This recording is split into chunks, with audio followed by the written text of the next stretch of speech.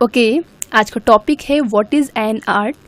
कला क्या है, कला के शाब्दिक अर्थ को देखेंगे हम लोग, कला के अर्थ को देखेंगे, कला को अलग अलग विद्वानों ने किस तरीके से डिफाइन किया गया है, किस तरीके से उसको परिभाषित किया है, उसको किस तरीके से क्लासिफाइड किया है, कला किस शब्द से आया है, ठीक है, उसका पाश्चात्य में क्या यूज़ था, ठीक है। तो इस तरीके से हम चीज़ों को एक एक चीज़ों को पढ़ेंगे और मॉडर्न टाइम में कला को किस रूप में लिया जाता है। तो इन सब चीज़ों को हम लोग कला को आज समझेंगे, यानी कि एग्जाम की पॉइंट ऑफ व्यू से समझेंगे। लेकिन अगर अपने हिसाब से कला बोली जाए, यानी कि अगर मेरे हिसाब से कला बोली जाए, तो हम अपने आसपास नज़र दौड़ाते हैं और उसमें अगर हमें कुछ भी कारीगरी लगती है, कुछ भी क्रिएटिविटी लगती है, तो वो क्या है, कला है। यानी कि मेरे पर्सपेक्टिव से, मेरे पॉइंट ऑफ व्यू से देखा जाए तो कला उस हर चीज़ में है जिसमें ज़रा सी भी कारीगरी की जाती है, ठीक है, ज़रा सी भी कारीगरी की गई है। यानी कि अगर आप छोटे से पेन को भी देख लीजिए तो पेन में भी आपको कुछ ना कुछ जो है खूबसूरती मिल ही जाएगी। यानी कि उसमें भी आप देखिए पेन की निब होती है, कैप होता है, यानी किस तरीके से उसको ढाला गया है, तो आप उसमें भी कला को पा सकते हैं।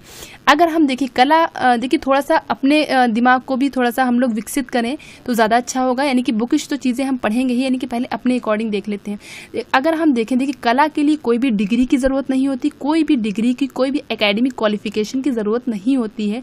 एक आप मजदूर को देख लीजिए जो सुबह से शाम तक के काम करता है, वो एक छोटी सी ईंट से लेकर के, छोटी सी ईंट से पूरा क्या एक दीवार बना देता है और दीवार से पूरी क्या कर देता है, बिल्डिंग बना देता है। तो इस तरीके से उसके में भी एक कला है, ठीक है। एक आप देख लीजिए, सुनार को देख लीजिए, गोल्ड स्मिथ को देख लीजिए, वो देखिए कितनी कारीगरी से एक आभूषण को तैयार कर देता है और उसको पहन के जो महिलाएं होती हैं, जो गर्ल्स होती हैं, यानी कि हम जो गर्ल्स हैं, तो उनको पहन करके जो है अपनी सुंदरता को बढ़ाते हैं। यानी कि हर एक चीज़ में कला है। कला के लिए कोई भी डिग्री की ज़रूरत नहीं होती, किसी भी क्वालिफिकेशन की ज़रूरत नहीं होती, बस आपके पास सोचने की सामर्थ्य होनी चाहिए, सोचने की पावर होनी चाहिए, उसके ज़रिए आप कला को क्रिएट कर सकते हैं। लेकिन हम बात करेंगे यहाँ पर एग्जाम के पॉइंट ऑफ व्यू से, तो कला और मनुष्य का जो संबंध है वो कहाँ से है, यानी कि प्राचीन काल से चला आ रहा है। यानी कि अगर आप गुफाओं में भी देख लीजिए, वहाँ पर जैसे कि अजंता की गुफाएं आपने पढ़ी है, एलोरा की गुफाएं पढ़ी होंगी, अल्टामीरा की गुफाओं, पाश्चात्य में अल्टामीरा हो जाएगा, लास्का हो जाएगा, कोगुल हो जाएगा। इधर आप इंडियंस में अगर चले जाइए तो अजंता, एलोरा और भीमबेटका, पंचमढ़ी, ये सब गुफाएं सब बनी हैं। उसमें दीवारों पे चित्र मिले हैं और क्या कहते हैं, छतों पे चित्र मिले हैं। और उस तरीके से आपने पहले देखा गुफाओं पे चित्र बने मिलते थे, फिर बाद में जब कागज़ का आविष्कार हुआ, ठीक है, कागज़ का आविष्कार हुआ तो कागज़ पे चित्र बनने लगे।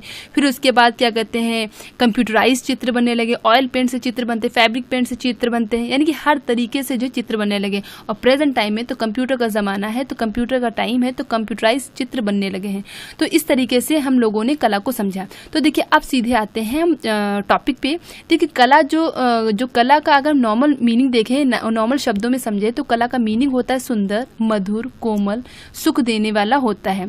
लेकिन सबसे पहले जो कला, अब देखिए जो कला, जो अगर पाश्चात्य की हम बात करें, अगर हम प्राचीन टाइम की बात करें, तो कला को किस शब्द से बुलाया जाता था, शिल्प। कला को किस शब्द से बुलाया जाता था, शिल्प शब्द से बुलाया जाता था। और जो कलाकार होता था, जो कला करता था, उसको क्या बोलते थे, शिल्पिन बोलते थे, ठीक है। तो ये याद रखना है आपको कि जो है पाश्चात्य में कला से मतलब क्या था, शिल्प से मतलब था, ठीक है। अभी हम लोग यहाँ पर ललित कला नहीं देख रहे हैं, अभी कला को डिफाइन नहीं कर रहे हैं, पहले हम सिर्फ कला के मीनिंग को समझ रहे हैं कि आखिर कला क्या है।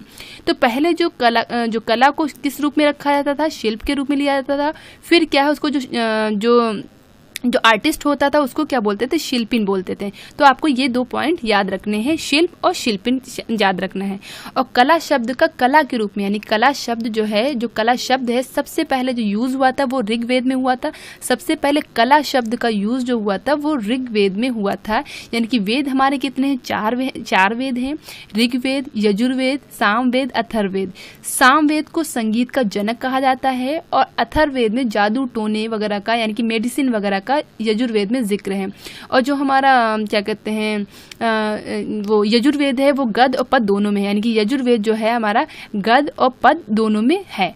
और ऋग्वेद जो हमारा है, ये सबसे प्राचीन वेद है और इसमें कितने मंडल है, 10 मंडल है, ठीक है। तो वेदों के बारे में अभी हम लोग नहीं पढ़ रहे हैं फिलहाल, तो इतना आपको याद रखना है। जो कला शब्द का सबसे पहले यूज जो हुआ था वो ऋग्वेद में ही हुआ था। अब जो कला का जो यथार्थवादी जो यूज हुआ था, यानी कि यथार्थवादी रूप में जो यूज हुआ था, यानी कि हुआ ललित कला के रूप में यूज हुआ, तो वो किसमें हुआ था? नाट्य शास्त्र में हुआ था। तो कला शब्द का यथार्थवादी प्रयोग जो है नाट्य शास्त्र में हुआ था। नाट्य शास्त्र जो पुस्तक है वो किसकी है? भरत मुनि की है।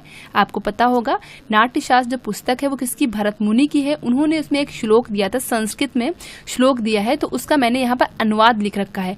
उसमें जो है शिल्प को अलग तरीके से बताया गया है, यानी कि शिल्प को अलग रखा गया और कला को अलग रखा गया है। इन्होंने यहाँ पर, यानी कि भरत मुनि ने यहाँ पर कला को जो है ललित कला के रूप में रखा है। यानी कि कला को यहाँ पर किस वे में? देखिए कला तो हर चीज़ में, बोलने की कला, संगीत की कला और कुम्हारों की कला, रंगाई की कला, कढ़ाई की कला, तो कला तो हर चीज़ में है। लेकिन यहाँ पर भरत मुनि ने कला को ललित कला के रूप में रखा था और शिल्प को अलग वे में दिया था। क्योंकि मैंने बताया आपको पहले शिल्प कहा जाता था, लेकिन जब यहाँ पर नाट्य शास्त्र आई तो यहाँ पर शिल्प को अलग तरीके से और कला को अलग तरीके से रखा गया और शायद कला को ललित कला के रूप में रखा गया, ऐसा मानना है। अब यहाँ पर जो श्लोक था उसका जो अनुवाद है, ऐसा कोई ज्ञान नहीं, ऐसा कोई ज्ञान नहीं, कोई शिल्प नहीं, कोई विद्या नहीं जो कला ना हो। तो यहाँ पर देखिए शिल्प का भी यूज हुआ है और यहाँ पर कला का भी यूज हुआ है। तो अगर क्वेश्चन पूछा जाए सबसे पहले कला शब्द का यूज कहाँ हुआ तो ऋग्वेद में हुआ था। यथार्थवादी प्रयोग कहाँ हुआ? तो नाट्यशास्त्र में, भरत मुनि की पुस्तक नाट्यशास्त्र में हुआ था। तो आपको 2 ये पॉइंट याद रखने हैं। फिर आगे हम देखते हैं कला का शाब्दिक अर्थ। देखिए अगर हम देखें कला का जो शाब्दिक है, यानी कला किस शब्द से बना है, तो कला जो बना है वो संस्कृत भाषा का शब्द है। यानी कला जो है हमारा संस्कृत भाषा का शब्द है। ये आपको सबसे पहले आपको ये याद रखना है, कला जो हमारा संस्कृत भाषा का शब्द है। पूछा जाए कला किस भाषा का शब्द है? फारसी है, उर्दू है, हिंदी है, संस्कृत है, इंग्लिश है, तो आपको क्या लिखना है? संस्कृत भाषा का शब्द है। कुछ विद्वानों ने कला की उत्पत्ति किससे मानी? कंग से मानी है, जिसका मीनिंग क्या होता है? आनंद। जिसका मीनिंग क्या होता है? आनंद होता है। कुछ विद्वान, देखिए विद्वान जो होते हैं वो अलग अलग विद्वान अलग अलग तरीके से अपनी जो है चीज़ों को बयान करते हैं, अपनी चीज़ों को मतलब रखते हैं लोगों के सामने। तो कुछ विद्वानों का मानना है कला जो शब्द है कंग से आया है, जिसका मीनिंग क्या होता है? आनंद। कुछ विद्वान है कला को मानते हैं कल से आया है, ठीक है, जिसका मीनिंग क्या होता है? प्रेरित करना। कुछ विद्वान मानते हैं कला जो है वो कड धातु से आया है, उसका मीनिंग क्या होता है? प्रसन्न करना।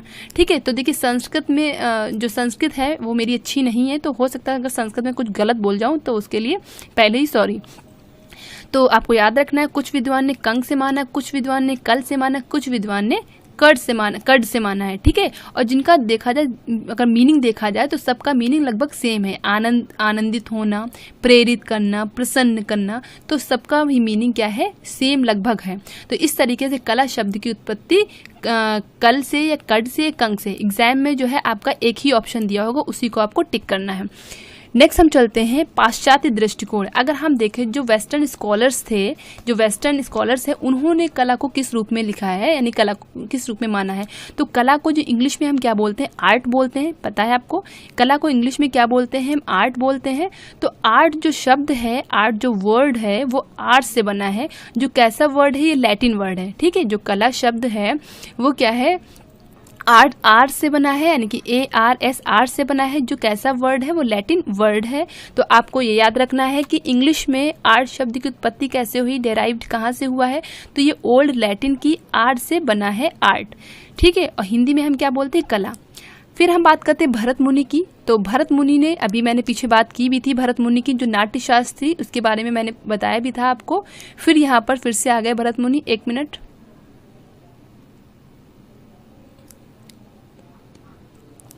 तो भरत मुनि जो कला को ललित कला के रूप में माना है ये बता चुके हैं। और भरत मुनि ने कितने, देखिए वैसे रस कितने होते हैं आपके? 9 रस होते हैं। अगर कभी पूछा जाए रसों की संख्या कितनी है तो 9 रस है। लेकिन अगर उसमें लग जाए कि भरत मुनि के हिसाब से रसों की संख्या कितनी, यानी कि भरत मुनि ने कितने रस बताए हैं, तो उन्होंने 8 रस बताए हैं। तो भरत मुनि ने कला को ललित कला के रूप में रखा है और उन्होंने 8 रस बताए हैं। और इन्होंने कला को कितने में डिफाइन किया गया है? तो उनकी एक है मुख्य कला और गौड़ कला। कला को 2 रूप में माना है, मुख्य कला और गौड़ कला। देखिए अब हम लोग देखेंगे अलग अलग विद्वानों ने कला को कितने रूप में डिफाइन किया गया। तो भरत मुनि ने मुख्य कला और गौड़ कला में डिवाइड किया है कला को। तो इस तरीके से हम लोगों ने भरत मुनि के हिसाब से समझा। अगर हम बात करें पाणिनि की, पाणिनि ने कौन सी पुस्तक लिखी है? अष्टाध्यायी। ठीक है, अष्टाध्यायी पुस्तक लिखी है। कब की है? इसका टाइम क्या है? 800 BC है, यानी कि ईसा पूर्व है। ठीक है, तो पाणिनि की जो अष्टाध्यायी पुस्तक है उसमें इन्होंने कला को कितने रूप में रखा है? कारुकला, ठीक है, और चारुकला। कारुकला और चारुकला। कारुकला का मतलब क्या है? उपयोगी कला। और चारुकला का मतलब क्या है? मीनिंग क्या है? ललित कला। उपयोगी कला में जैसे कि आ जाएगी कढ़ाई है, बुनाई है, रंगाई है, ठीक है, कुम्हार जो बर्तन बनाते हैं, यानी कि जिसका आपका यूज़ होता है, यानी कि जिससे हमारा काम चलता है, वो हमारा क्या है? कारुकला के अंतर्गत आता है, ठीक है। यानी कि जैसे कि खाना पकाना भी एक तरीके से क्या है? कला ही है। रंगाई करना भी क्या है? कला है। कढ़ाई करना भी क्या है? कला है। कुम्हार मिट्टी के बर्तन बनाता है, वो भी क्या है? कला है। तो वो कारुकला के अंतर्गत ये सब चीज़ें आएंगी। फिर हम बात करें चारुकला, तो चारुकला के अंतर्गत क्या आ जाती है? ललित कला। जैसे कि हम पेंटिंग्स बनाते हैं, तो ये सब किस में आ जाती है? चारुकला के अंतर्गत आती हैं, जिसका कोई यूज़ नहीं होता, बस हम अपने भावों को अभिव्यक्त करते हैं। फिर हम बात करते हैं हीगल के अकॉर्डिंग। हीगल कौन थे? जर्मनी दार्शनिक थे। जर्मनी दार्शनिक थे। इन्होंने कला को दो रूप में डिफाइन किया है। एक हो जाएगी आपकी दृश्य कला, एक हो जाएगी श्रव्य कला। दृश्य कला जो हमको दिखाई दे, जो विजुअलाइज्ड हो, ठीक है। श्रव्य कला यानी कि ऑडिबल कला, जो हमको जो है सुनाई पड़े, यानी कि ये कौन सी हो जाएगी? दिखाई देने वाली कला। और ये कौन सी हो जाएगी? सुनाई देने वाली कला। तो दृश्य कला के अंतर्गत जैसे कि चित्र है, वास्तुकला है, ठीक है, मूर्ति कला है। तो चित्र, वास्तुकला, मूर्ति कला किस में आ जाएगी? दृश्य कला में आ जाएगी। किसके अकॉर्डिंग? हीगल के अकॉर्डिंग, यानी हीगल के अकॉर्डिंग अभी हम लोग पढ़ रहे हैं। श्रव्य कला में जैसे कि संगीत है, ठीक है, काव्य है, ये क्या हम सिर्फ सुनते हैं। अगर पूछा जाता है क्वेश्चन हीगल के अकॉर्डिंग सबसे उच्च जो कला कौन सी मानी गई है, तो काव्य को उन्होंने सबसे उच्च कैटेगरी में रखा है, यानी कि सबसे उच्च कैटेगरी में इन्होंने किसको रखा है? काव्य को माना है। और निम्न कैटेगरी को किसमें माना है, यानी कि नीची सबसे ज़्यादा खराब किसको कहा है? वो वास्तुकला को। हीगल के अकॉर्डिंग, फिर से सुनिए, हीगल के अकॉर्डिंग उच्च कैटेगरी में किसको रखा है? तो काव्य को रखा है। और निम्न कैटेगरी में किसको रखा है? वास्तुकला को रखा है। तो आपको ये दो पॉइंट आपको याद रखने हैं। आगे चलते हैं हम लोग। अरस्तु के अकॉर्डिंग कला क्या है? तो देखिए, अरस्तु ने भी दो पार्ट में इसको डिफाइन किया गया है, ललित कला और उदार कला। अरस्तु ने भी दो पार्ट, देखिए आपको इतना याद रखना है किसने कितने पार्ट्स में डिवाइड किया गया है, उसके नाम याद रखने। तो अरस्तु जो दार्शनिक थे, उन्होंने क्या है? ललित कला और उदार कला के रूप में डिफाइन किया गया है। आपको ये चीज़ याद रखनी है। इस्पा, इसका मीनिंग क्या है? इसका मतलब क्या है? सुकरात है। इसका मीनिंग क्या है? प्लेटो है। ए का मतलब अरस्तु है और इसका मतलब अलेक्जेंडर है। यानी कि सुकरात के शिष्य का नाम क्या था? प्लेटो। और प्लेटो के शिष्य का नाम क्या था? अरस्तु। और अरस्तु के शिष्य का नाम क्या था? अलेक्जेंडर। अलेक्जेंडर मीन्स सिकंदर, ठीक है। तो अरस्तु, सबसे पहले सुकरात आ जाएगा, फिर प्लेटो आ जाएगा, फिर अरस्तु आ जाएगा, फिर अलेक्जेंडर आ जाएगा। तो याद रखना, अगर सीक्वेंस पूछा था कौन किसके शिष्य हैं, यानी कि आर्ट में भी क्वेश्चन आता है, पूछा था कौन किसके शिष्य हैं, तो आपको इस्पा के तरीके से याद रखना है, आपको चीज़ें याद रहेंगी। सुकरात, प्लेटो, अरस्तु, अलेक्जेंडर। अलेक्जेंडर को ही सिकंदर बोलते हैं। तो इस तरीके से हम लोगों ने ये भी देखा, अरस्तु ने कला को कितने रूप में माना है? ललित कला और उदार कला के रूप में माना है। अब हम देखेंगे क्लासिफिकेशन ऑफ आर्ट। अब हम लोग देखेंगे मॉडर्न टाइम में आर्ट को कितने रूप में डिफाइन किया गया है, कितने रूप में रखा गया है। तो मॉडर्न टाइम में कला को दो पार्ट में डिफाइन किया गया है। कितने पार्ट में डिफाइन किया गया है? दो पार्ट में डिफाइन किया गया। एक तो हमारी हो जाएगी ललित कला और दूसरी हमारी कौन सी हो जाएगी? उपयोगी कला। उपयोगी कला के अंतर्गत क्या क्या चीज़ें आ जाती हैं? जैसे कि कपड़ों की रंगाई आ जाती है, ठीक है, बुनाई आ जाएगी, ठीक है, बढ़ईगिरी आ जाएगा, व्यवसाय आ जाएगा, यानी कि जिसका उपयोग हम अपने रोज़मर्रा की ज़िंदगी में करते हैं, वो किस में आ जाएगी? उपयोगी कला के अंतर्गत आ जाएगी। जैसे कि कपड़े सिलना है, कपड़े बुनना है, कढ़ाई करना है, ठीक है। तो ये सब चीज़ें किस में आ जाएंगी? उपयोगी कला के अंतर्गत आ जाती हैं। हम अगर बात करें ललित कला की, तो ललित कला को भी दो पार्ट में डिफाइन किया गया है, दो पार्ट में बांटा गया है, यानी कि रूपप्रद कला और अरूपप्रद कला, ठीक है, रूपप्रद कला और अरूपप्रद कला। रूपप्रद कला के अंतर्गत क्या आ जाती है? यानी कि जिसका कोई रूप हो, ठीक है, जिसका कोई आकार हो, वो क्या आ जाएगा? रूपप्रद में। जैसे कि चित्रकला। चित्रकला का अगर हम देखें माध्यम क्या है, तो चित्रकला का माध्यम क्या हो जाएगा? रंग हो जाएगा हमारा। चित्रकला का माध्यम क्या हो जाएगा? रंग हो जाएगा और तूलिका हो जाएगा, रंग हो जाएगा और ब्रश हो जाएगा हमारा चित्रकला का माध्यम। मूर्तिकला की अगर बात करें, मूर्तिकला में भी आपको बता दें, तो जो मूर्ति कला है उसमें इसका माध्यम क्या आ जाएगा? तो माध्यम आपको सबसे पहले याद रखना, पूछा जाता है माध्यम, तो प्रस्तर हो जाएगा, सीमेंट हो जाएगा, कंक्रीट हो जाएगा और पीओपी हो जाएगा, ठीक है। प्रस्तर हो जाएगा, सीमेंट हो जाएगा, कंक्रीट हो जाएगा और पीओपी हो जाएगा। पीओपी मीन्स क्या होता है? प्लास्टर ऑफ पेरिस, ठीक है। पीओपी का मीनिंग प्लास्टर ऑफ पेरिस। तो तो अगर हम मूर्ति कला की बात करें तो उसमें क्या होती है, तराश विधि होती है, जिसको हम दो कैटेगरी में रख सकते हैं। एक तो हो जाएगा हाई रिलीफ, ये आपका एच है, ये हो जाएगा हाई रिलीफ, और दूसरा क्या हो जाएगा, लो रिलीफ। हाई रिलीफ में हम मूर्तियों को ज़्यादा उकेर कर, ज़्यादा मतलब गहराई से काट करके बनाते हैं, वो हाई रिलीफ में आता है। और लो रिलीफ में हम चीज़ों को क्या करते हैं, कम उकेरते हैं। जैसे कि सिक्के हैं, जैसे कि जो हम लोग सिक्के 5 रुपये का सिक्का, 10 रुपये का सिक्का, यानी जो भी सिक्के हैं, तो उसमें हम क्या करते हैं, चीज़ों को हल्का उकेरते हैं, हल्का मतलब तराशते हैं, तो वो किस में आता है, लो रिलीफ। कहने का मतलब जिसको हम बहुत ज़्यादा जो है गहराई से बनाते हैं वो हाई रिलीफ में आता है, जिसको हम कम गहराई से बनाते हैं वो लो रिलीफ में आता है। फिर हम बात करते हैं वास्तुकला की। तो वास्तुकला के अंतर्गत क्या आ जाएंगी, जैसे बिल्डिंग्स वगैरह वास्तुकला के अंतर्गत आ जाएंगी। ठीक है, तो वास्तुकला में माध्यम क्या हो जाएगा, चूना हो जाएगा, क्ले हो जाएगा, क्ले मीन मिट्टी। ठीक है, तो वास्तुकला में क्या हो जाएगा, चूना हो जाएगा और क्ले हो जाएगा। ठीक है, चूना और क्ले जो है इसका माध्यम हो जाएगा। फिर रूपप्रद कला में आए तो इसमें संगीत आ जाएगा, यानी कि जैसे कि सिंगिंग वगैरह होती है तो संगीत आ जाएगा, और काव्य आ जाएगा। काव्य जैसे कि पद लिखे जाते हैं, कवि क्या है, कविताएं लिखता है, कवि अपनी कविताओं के माध्यम से अपनी फीलिंग्स को, समाज की जो रियलिटी है, समाज में जो बुराइयां हैं, समाज में जो अच्छाइयां हैं, वो अपने संगीत के माध्यम से, अपनी कला के माध्यम से, अपनी काव्य के माध्यम से लोगों के सामने रखता है। तो इस तरीके से हम लोगों ने सारी चीज़ों को देखा। आगे क्या हमारा है, अब हम देखेंगे शैमेंद्र की पुस्तक जो कला विलास है, उन्होंने इसमें कला को किस तरीके से रखा है। तो इन्होंने 64 प्रकार की सुनारों की कला बताई है, 64 प्रकार की सुनारों की कला बताई है, 64 प्रकार की जन उपयोगी कला बताई है, 64 प्रकार की वैश्याओं की कला बताई है, 100 प्रकार की सार कला बताई है, 16 प्रकार की कायस्थों से संबंधित कलाएं हैं, 32 प्रकार की अर्थ जो है धर्म काम मोक्ष से संबंधित कला है, और 10 प्रकार को जो भेषज संबंधी कला में जो है रखा है। तो आपको ये क्वेश्चन याद रखने हैं, क्योंकि ये क्वेश्चन पूछा जाता है कि शैमेंद्र के अकॉर्डिंग सुनारों की कला कितनी है, तो कितनी हो जाएंगी, 64 हो जाएंगी, 64 हो जाएंगी। वैश्याओं की कला कितनी हो जाएंगी, 64 हो जाएंगी। और अर्थ धर्म मोक्ष जो काम जो है हमारा, अर्थ हो जाएगा, धर्म हो जाएगा, काम हो जाएगा, मोक्ष है, इनको कितने में रखा गया है, वो 32 यानी कि 32 में रखा गया है। भेषज संबंधी कला कितनी है, 10 है। तो इस तरीके से शैमेंद्र की जो पुस्तक कला विलास है उसको भी आपको पढ़ना है। ठीक है, अगर आप आर्ट के स्टूडेंट हैं तो।